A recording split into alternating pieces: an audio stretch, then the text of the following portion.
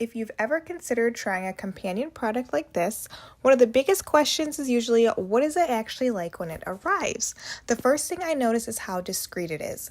The brand sent me this and it arrives in plain packaging, so there's nothing on the outside that gives away what's inside. When you open up the box, everything's organized. It comes with a storage bag and maintenance accessories, which makes it feel like a complete product rather than just an impulse purchase. One thing I think first-time buyers will appreciate is that it's not overly complicated.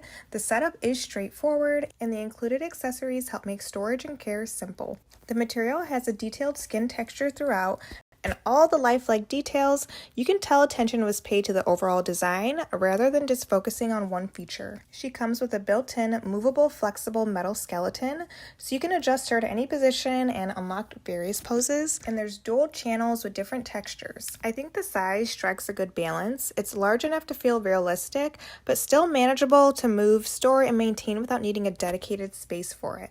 The overall build quality was also better than I expected, and one thing I think first-time buyers will appreciate is the overall presentation.